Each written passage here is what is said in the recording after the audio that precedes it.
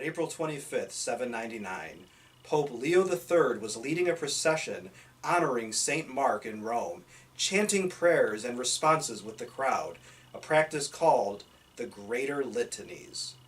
During this exercise of his sacred duties, supporters of his predecessor, Pope Adrian I, including the former Pope's nephew, attacked Leo in an attempt to poke out the pontiff's eyes and cut off his tongue. By the way, in 2018, the cable news giant CNN aired a 6-part miniseries called Pope, the Most Powerful Man in History. It starred Liam Neeson and aired on Sundays at 10 p.m. Eastern and Pacific Time.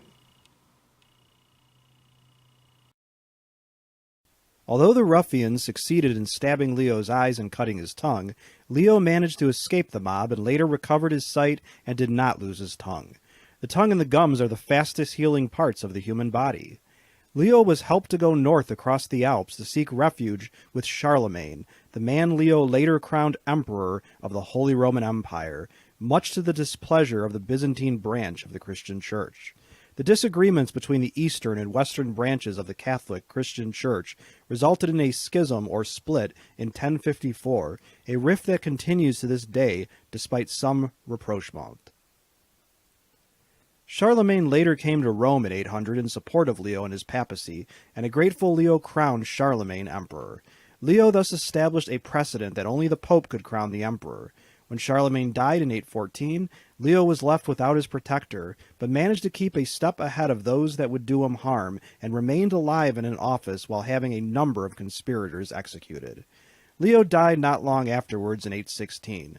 Leo's body was later placed in a tomb along with the remains of Leo I, Leo II, and Leo IV, although the remains of Leo I were later removed to a tomb of his own.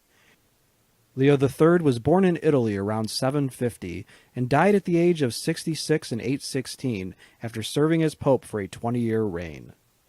The thought of other Catholics attacking a reigning pope and trying to poke out his eyes and cut off his tongue must seem bizarre to modern Catholics, and even to other people today. But the history of the papacy is not a happy tale at all. Much fighting among pretenders to the throne of St. Peter had taken place, and at times rival popes existed. Allegations of murder, conspiracy, sexual misconduct, and all sorts of lurid stories surround the history of the popes. The author of the article that this video is based on is often amazed by the absolutely evil acts perpetrated by those that claim to be pious and religious people of all religions. As a question for my students and subscribers, what stories about brutal or particularly distasteful acts concerning religious leaders can you think of? Feel free to comment on this disturbing history and any specific cases you would like to cite in the comments section below this video.